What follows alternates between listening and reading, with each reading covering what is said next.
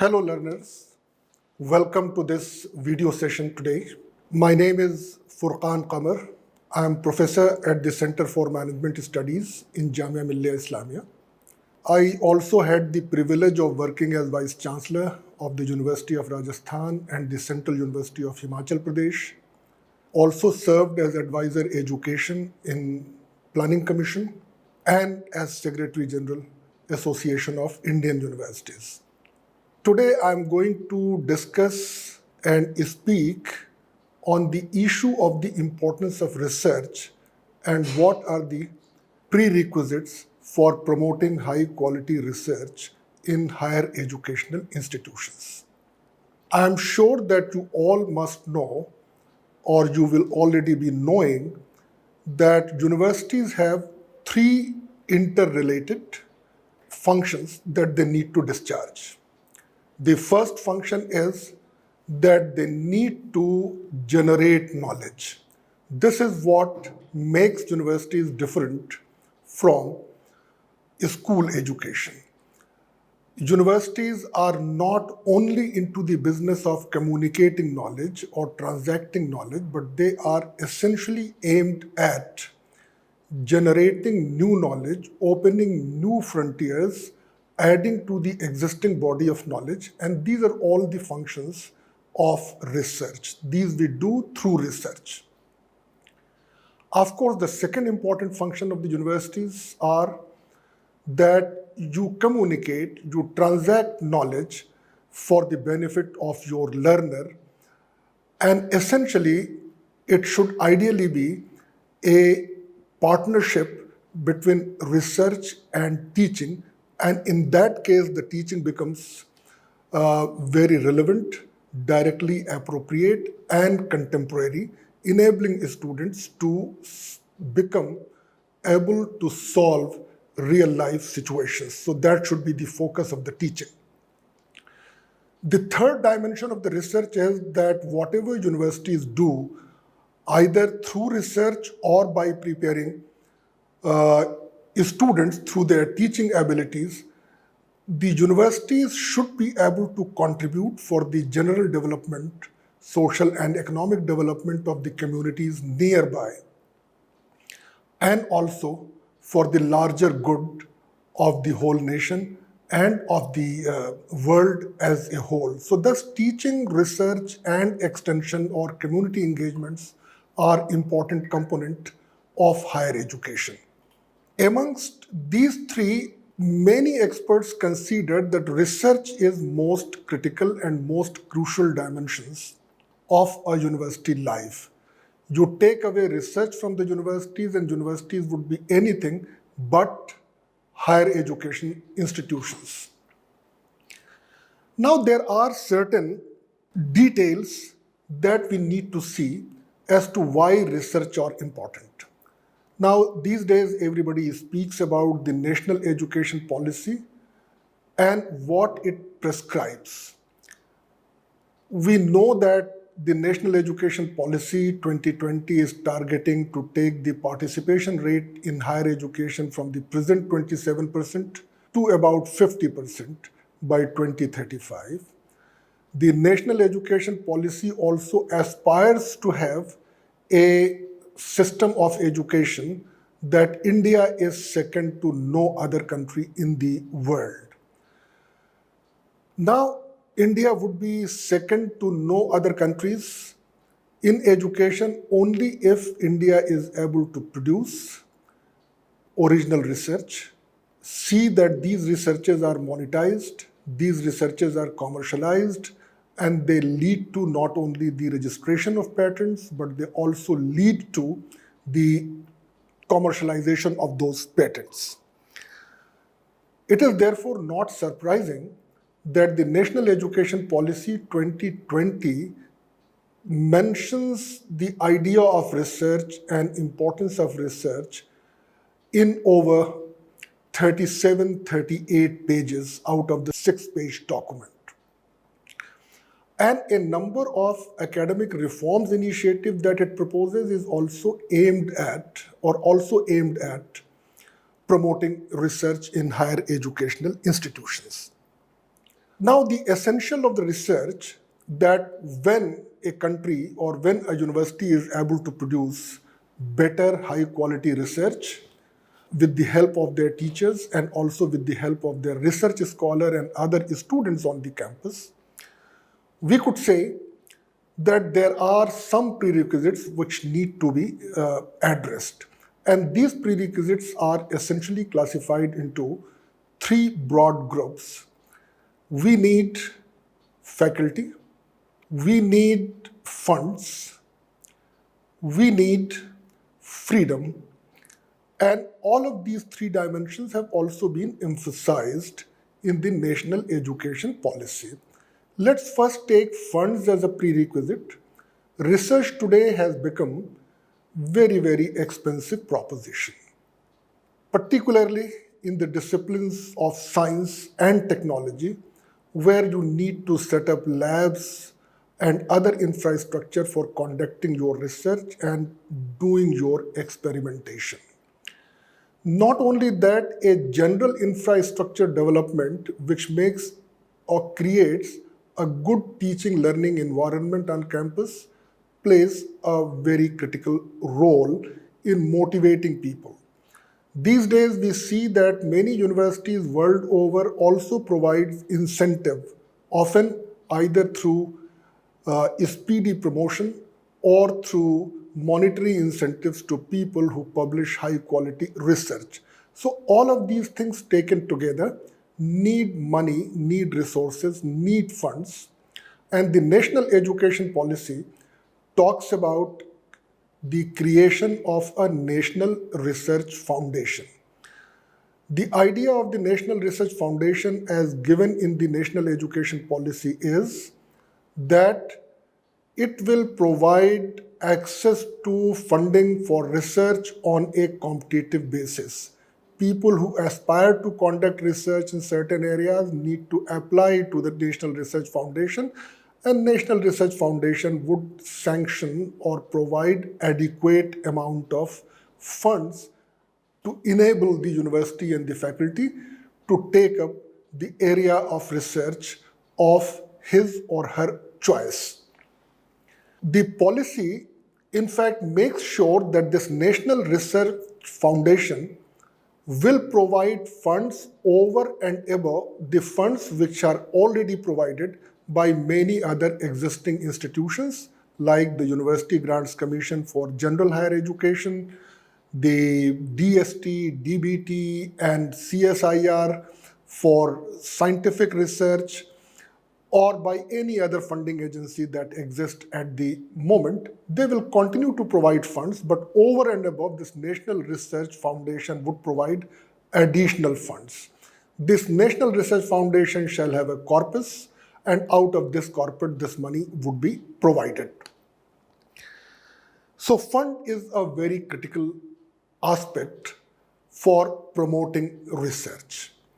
The second thing, which is all the more critical, if you have all the funds available, but if you do not have capable people to take up research, then despite the availability of funds, the researches would not take place. Which are the critical resources? These are the human resources, and primarily these resources comprise of the teachers or faculty in higher education. About faculty, there are a few important things which need to be kept in mind, that we need adequate number of teachers in a university, and in that way for the nation as a whole. I think the adequacy of the teachers is measured usually in terms of the student-teacher ratio or student per teacher. If we analyze that what are the student-teacher ratio for the best world-class universities around the world, we find that this ratio varies between 8 to 12. Our national education policy has not prescribed any specific number of the student-teacher ratio, but it says that student-teacher ratio should not become too high. Because higher the student-teacher ratio, the teachers are more busy in the teaching activities than taking up research. So presently, we have about 28 million or 2.8 crore students in higher education, and we have about 18 lakh teachers. So you can calculate the number of teachers per student or number of students per teacher. And in India, in higher education, our student-teacher ratio is still higher. And that is where the policy says that that number should not be high, that number need to be kept within a certain limits. So policy prescribes about the adequacy of the teacher. In addition to the adequacy of the teacher, what is critical is the quality of the teacher. And from the quality of the teacher's point of view, the draft national education policy was more specific, and it said that no teacher should be appointed on ad hoc or contrary or on guest faculty basis. Rather, the teachers should be properly appointed, properly recruited on full-time basis, so that right from day one, they could be engaged into their teaching, research, and extension activities. So quality of teachers are that the teachers are with suitable qualification in terms of the norms that has been prescribed for each department. At the same time, the quality of the teacher is also decided on the basis of their dedication and commitment to engage effectively into the teaching and research activities. So the focus should be on attracting the best talent that is available. Of course, I cannot say that the best talent, because the best perhaps is not a term which will apply, because we have to select people from within the talent pool that is available within the country. And what is that talent pool? The people who have qualified junior research fellowship or NET examination, or have completed PhD, or have qualified the GATE examination. These are some of the tests that determine the quality of the teacher, and it is only these people who are appointed. Many institutions also give some weightage, some preference to some foreign training by the students so that they could bring in the best techniques from anywhere in the world. So quality and the commitment of the teacher is extremely important. And the third dimension for creating that ecosystem is freedom, which in the academic circle is also known as the idea of the university autonomy. When we say autonomy, that does not mean autonomy or freedom to do whatever an individual or whatever a university wants to do, but the consensus on the definition is that by autonomy we should mean the freedom to do what we are expected to do.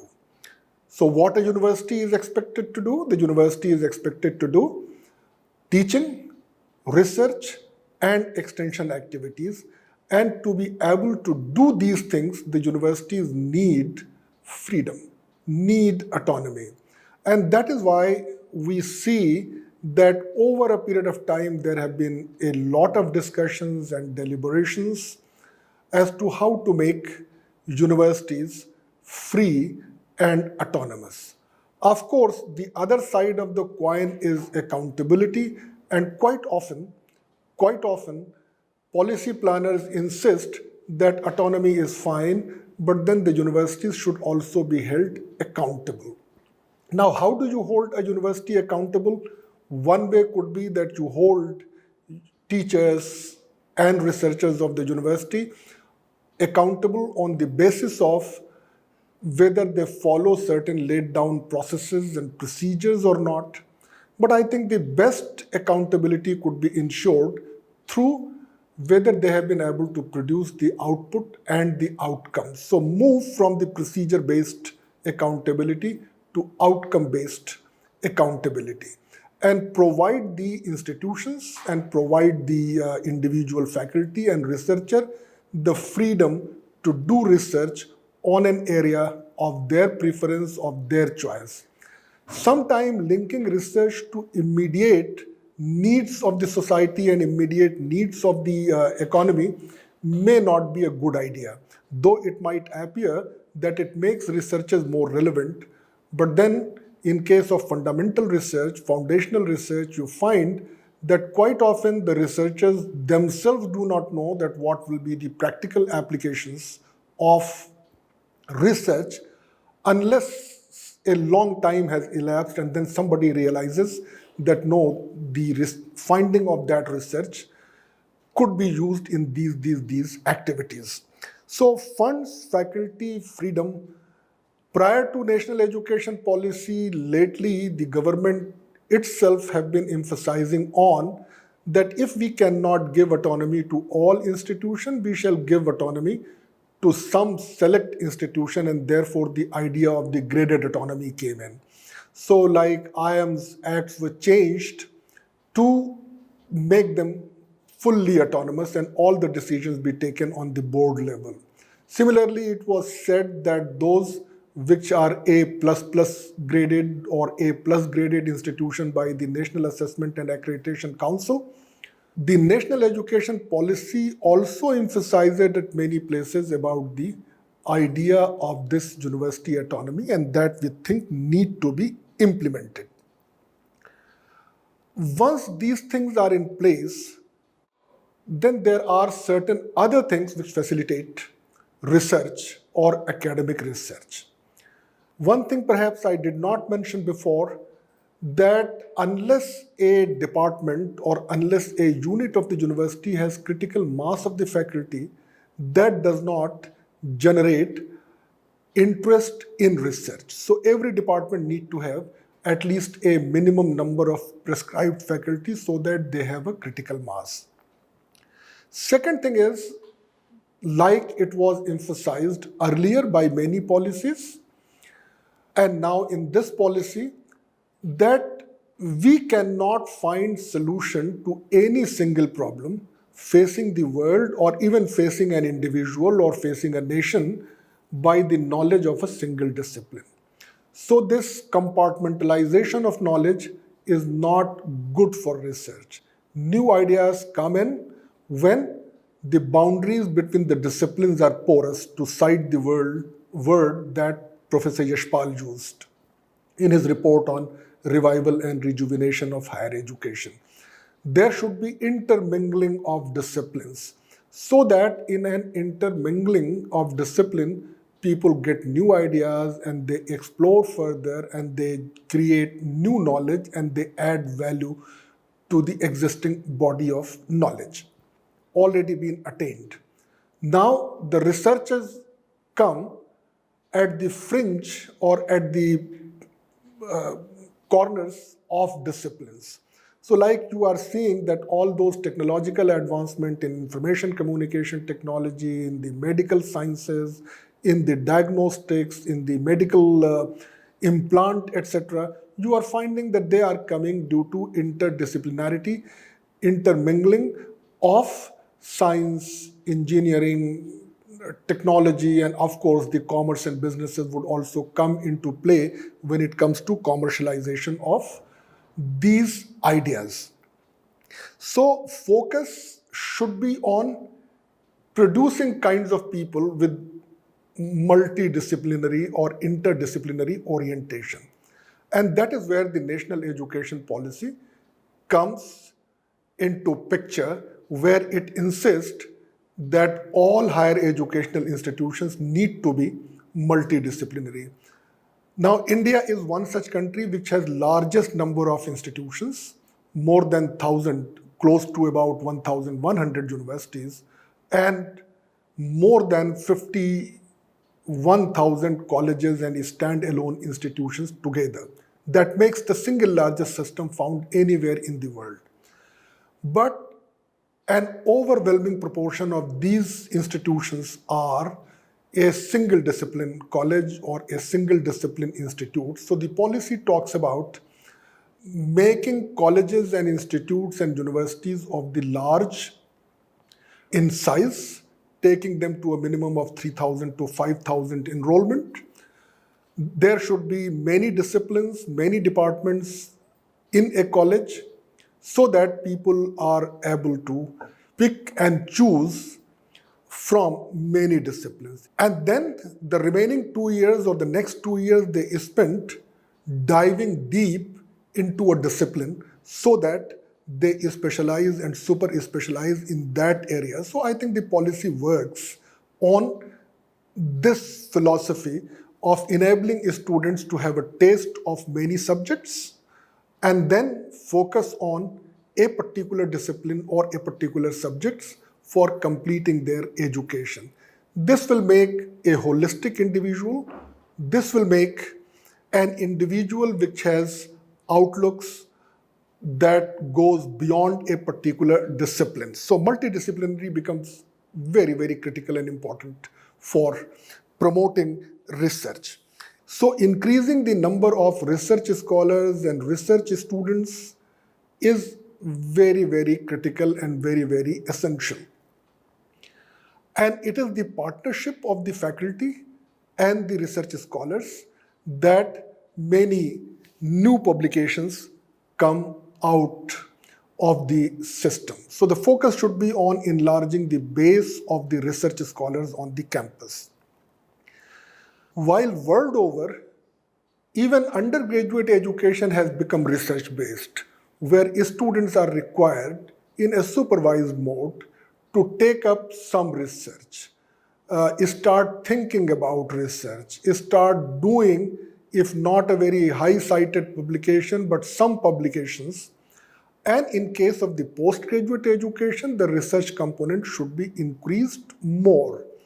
The idea is that most of the people who do their post-graduation and PhD, they are likely to be either in research organization or in the academics. And that is where training them, exposing them to the field of research becomes very, very important. So I think we need to expand postgraduate education, we need to expand PhD level education, and we need to integrate research component certainly in the postgraduate courses, but also to the extent possible at the undergraduate level to create a culture.